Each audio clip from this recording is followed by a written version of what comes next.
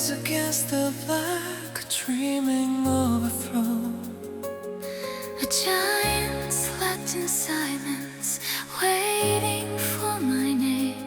10,000 years of quiet, calling through the flame.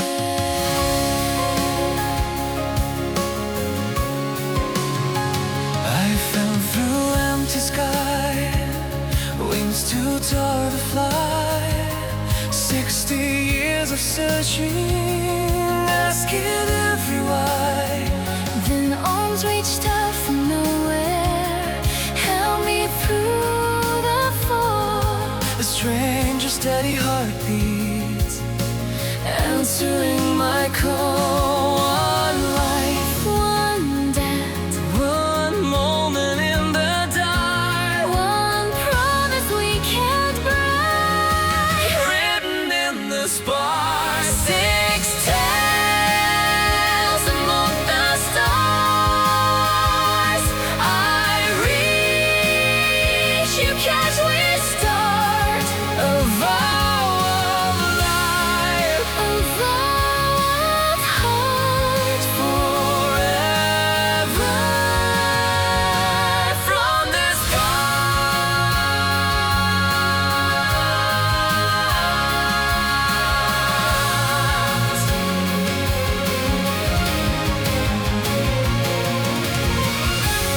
I will make this count for both of I us. will not let go.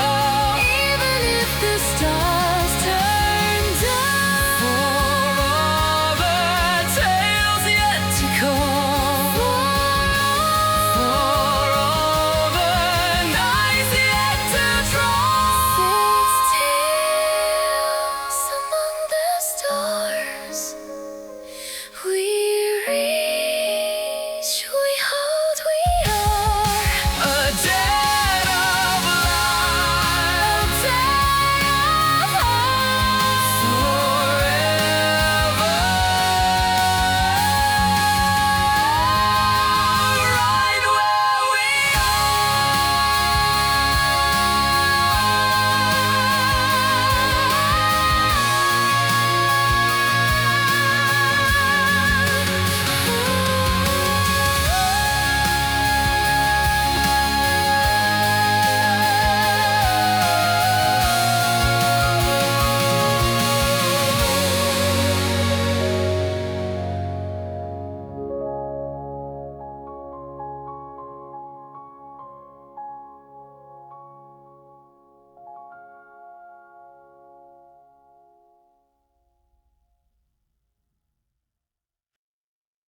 In the vast, echoing halls of the celestial Apex Academy, where the heirs of 1,000 noble houses glided through their days like elegant constellations in perfect, unspoken formation, Kaito moved with the careful, measured grace of someone who had long ago learned that silence could be its own quiet shield.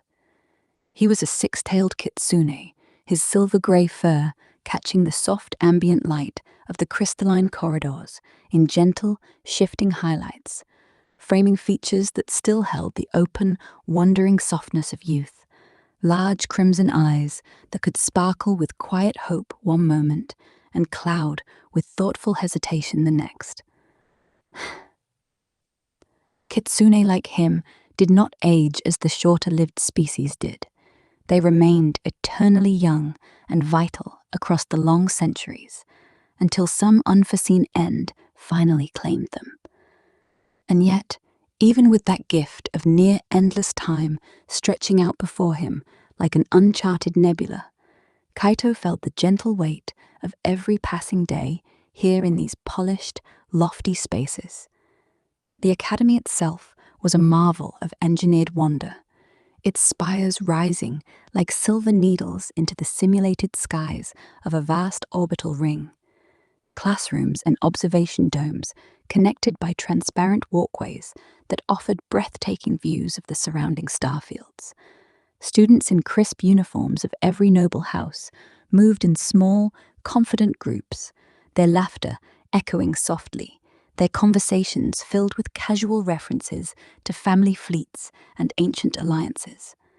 Kaito walked among them, offering polite nods and small, genuine smiles, his 6 magnificent white tails curling modestly behind him so they would never brush against anyone by accident. He did not want to offend, not ever. This morning, the Academy's dome, connected by a fixed window before him.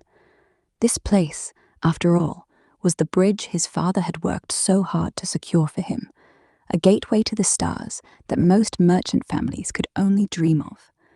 But warmth from the others, that was reserved for their own circles, the sons and daughters whose bloodlines had commanded armadas before the first stable warp gates had even been dreamed of. His choice had marked him from the very first semester. While the majority pursued the sleek, modern command tracks, nimble cruisers, agile destroyers, the efficient, fashionable ships of the present age, Kaito had quietly enrolled in the nearly forgotten capital class specialization. He was the only student in the entire program. Each morning, he would make his way to the empty lecture dome, the vast circular chamber with its holographic projectors casting ancient schematics across the air like ghosts of a bygone era. The instructor, an elderly centaur with a mane of silver that matched his own fur, would glance up with a faint, almost surprised smile. "Still just you today, young Kaito," he would say, voice carrying a mix of gentle amusement and something softer, perhaps respect. "You know, most consider these old giants little more than museum pieces now, but there's something refreshing about a student who still believes in their potential. Shall we begin with the gravity dampener protocols again?" Kaito would nod, ears perking slightly, and settle into the front row, datapad open, voice soft and earnest. "Yes, sir. I want to understand every safeguard. I don't want to be the reason any world feels even the slightest tremor." The sessions were long and solitary, filled with detailed simulations of massive hulls and the delicate balance required to keep their immense presence from warping space-time itself. Afterward, as he walked the long corridors back toward the residential wings, he would feel the occasional cool glance from passing groups, polite, always polite, but distant. He never pressed. He would simply lower his gaze for a moment, offer a quiet, "good evening," if their paths crossed, and continue on, 6 tails swaying with a gentle rhythm that spoke more of patience than pride. Evenings found him most often alone in the observation dome, the great crystal vault above him alive with the slow, majestic wheel of entire galaxies. He would stand there for hours sometimes, one gloved hand resting lightly against the cool railing, crimson eyes reflecting the distant pinpricks of light. His dream had burned steadily inside him since childhood, a steady beacon no amount of practicality could dim, to one day stand upon the bridge of a true capital ship, to feel the vast, resonant hum of engines that could cradle worlds, to chart courses through the deep black that no one else had dared.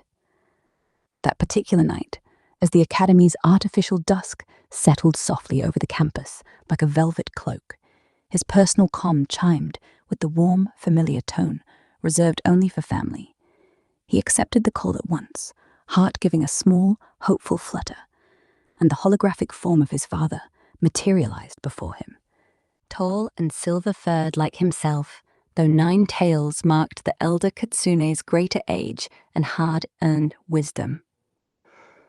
"Kaito, my dear son," his father began, voice rich and measured, carrying the quiet strength of someone who had spent centuries threading delicate trade routes across the spiral arms with nothing but patience and integrity. "I have been thinking of you all through the long cycles of this day. The estate feels a little quieter without your laughter echoing through the gardens. How are you holding up in that grand academy of yours? The studies, they suit you still? And the other students, they treat you kindly, I hope? I worry sometimes that your gentle nature might leave you standing just a little apart." Kaito's ears dipped just a fraction, A small, honest hesitation before he answered, his voice soft and warm with the trust that had always flowed so easily between them. They are courteous, father, always courteous. A nod in the halls, a brief exchange of pleasantries in the dining atrium. But the capital class track, well, it is not exactly popular, as you know. I am still the only one enrolled this term. The others, they keep a respectful distance. I suppose they see it as old-fashioned, or perhaps a little impractical for the realities of today's fleets. I try not to mind it. I smile when I pass them. I speak softly. I never press for conversation I know they do not seek. I would never wish to bring even the faintest shadow over our family name, or to make anyone uncomfortable because of my choices. Ah, my boy, his father sighed, the hologram flickering softly with the depth of emotion that only centuries of love could carve into a voice. That quiet, considerate heart of yours has always been your greatest strength, and sometimes, I fear, your gentlest burden. You carry it so beautifully, yet I wish the galaxy would see the light in you the way I do. Listen to me now, and hear every ounce of pride woven through these words. I have done something for you, something I have been planning quietly for many cycles, turning it over in my mind like a rare gem under starlight. You know, the main trading company has always been mine to steer, built over lifetimes of careful work. But for you, my son, I have created something new, something that belongs to you alone, from this moment forward. Six-tailed Kitsune and Co. A smaller venture, yes, but entirely in your name, with its own sleek logo already gleaming on every document I have prepared. The fierce black and silver Kitsune head with those striking red accents, six-tail-like flares radiating outward like a promise of strength and mystery. I have transferred the necessary seed funds, more than enough to let it grow exactly as you envision. Consider it my gift, my quiet way of saying that your path, however unfashionable it may seem to the noble circles around you, matters more deeply to me than any ledger or fleet. I am donating to it freely and gladly, as any father would for a dream this bright and true. You will never, ever be a burden to the family. Never. This is joy for me, Kaito. Pure joy. Kaito's breath caught in his throat, his six tails fluffing outward with a sudden, overwhelming wave of warmth that brought a faint shimmer to his crimson eyes. He pressed a hand lightly to his chest, where the company's emblem glowed softly on the breast of his academy jacket, fingers tracing its lines, as though committing them to memory. Father, I hardly know what to say. Six-tailed Kitsune and Co. It already feels like home in my heart, like something I was always meant to build with these very hands. The logo you chose, it's perfect, strong, yet elegant. I can almost see it on the hull of a ship one day. Thank you, truly, from the depths of every tail and every star that burns inside me. Thank you. I promise I will honor this gift. I will make it something we can both look upon with pride, one careful step at a time. His father's smile deepened, eyes glistening now, with open, unfiltered pride. There is more, my son, because I know the ache you have carried so quietly all these years, the longing for a true capital ship that the galaxy has decided belongs only to history.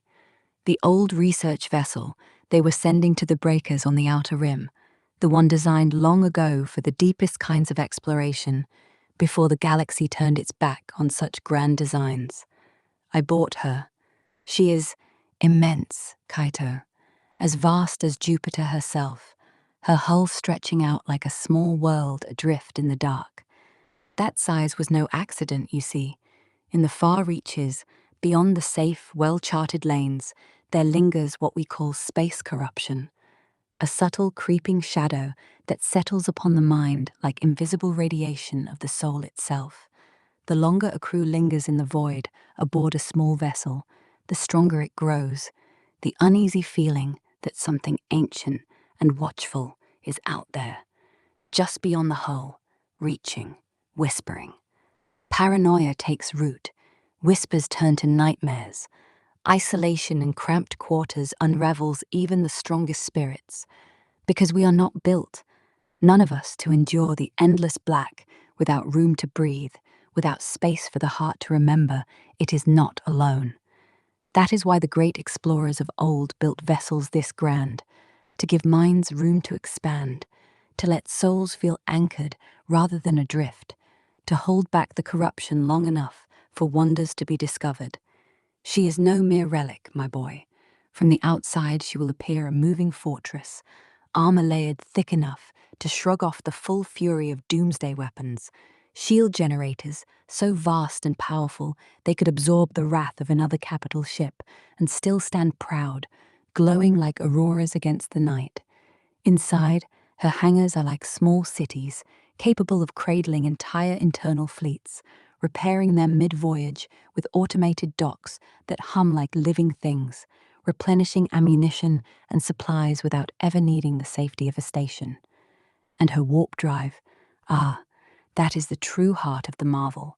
Gigantic, yes, but engineered to fold space not only for herself, but for every vessel sheltered within her hangars and every friendly ship within close proximity. The whole formation can jump as one, seamless and safe. The fuel cost? Significant for most houses, true. Expensive without a full supporting fleet. But for us, for Six-Tailed Kitsune and Co., and the resources I can quietly direct your way, it is nothing. Pocket change, my son. The price of a single fine latte in some fashionable Nebula cafe. A warm, affectionate chuckle escaped him, softening the grandeur of it all into something almost intimate. She carries the full unlimited capital class certification. No upper limit on size, on mass, on the upgrades you may one day dream into being with your own hands and heart. With careful hands and the steady soul I know you possess, she can become whatever the future asks of her. Safe, magnificent, infinite in possibility. For a long, trembling moment, Kaito could only stand there beneath the turning stars, chest tight with a swirl of emotions so deep they nearly stole his breath. Gratitude that brought a faint, unashamed mist to his eyes, excitement that made his tails sway with barely contained joy, and just the smallest, most honest hesitation of responsibility that came with such a gift. Father, I am truly overwhelmed, in the best, most beautiful way imaginable. To think you searched the rim, found her, rescued her from the breakers, that you believe in this dream of mine enough to make it real. I promise you, I will honor her in every way. I will study every schematic until they live behind my eyes, every dampener protocol until I can recite them in my sleep. I will never let her become a danger to any world, no matter how distant. And I will build Six-Tailed Kitsune and Co. into something steady and true, one careful, loving step at a time.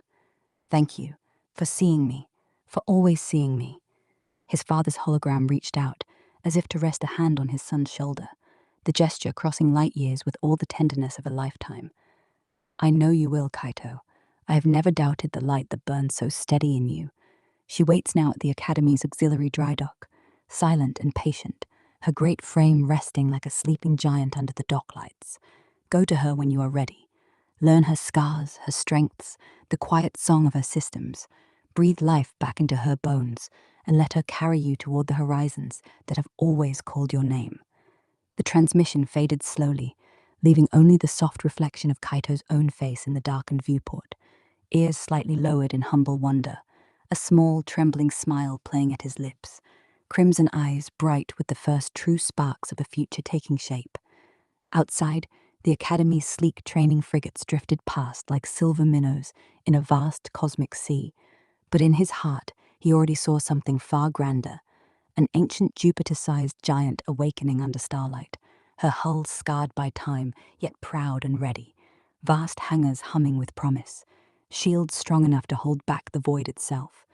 With Six-Tailed Kitsune and Co. at his side, and his father's faith wrapped around him like a warm cloak, Kaito felt for the first time that the stars were not so distant after all. He let out a slow, steadying breath, one hand tracing the glowing logo on his chest once more, the image of that fierce yet elegant Kitsune head filling him with quiet resolve. Thank you, Father, he whispered into the quiet dome, voice thick with feeling that needed no more words. I will make this count, for both of us, for all the tales yet to come. And there, beneath the silent, wheeling galaxies that seem to lean in just a little closer, the first true chapter of Kaito's journey settled into place, like the gentle, resonant hum of awakening engines, promising wonders yet to come, one unhurried beat at a time. End of chapter 1.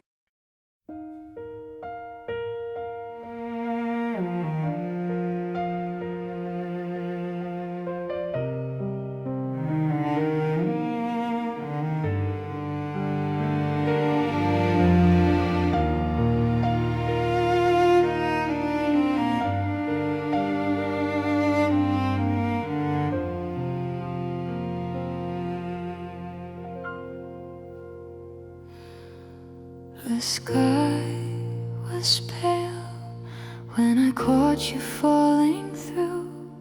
A single breath, a single choice, and everything was new.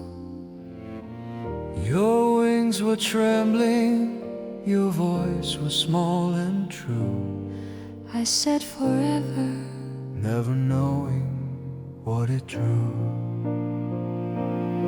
I waited lifetimes in the silence of my ship,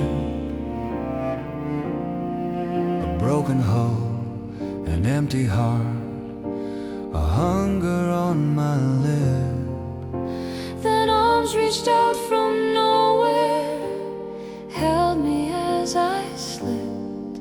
You said forever, and something inside me flipped. One meal, one promise, one quiet place to land. One growl of hunger met with an open hand. Still among the stars, we sit, we breathe, we are a debt of life, a debt of heart, still Forever right where we are.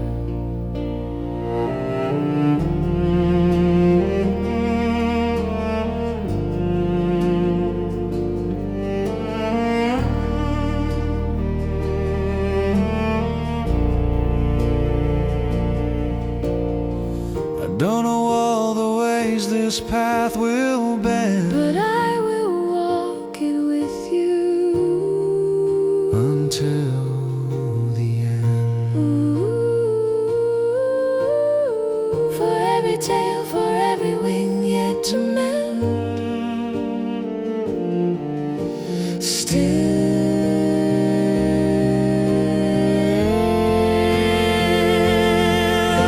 Still among the stars, We reach, we hold, we are a vow of life,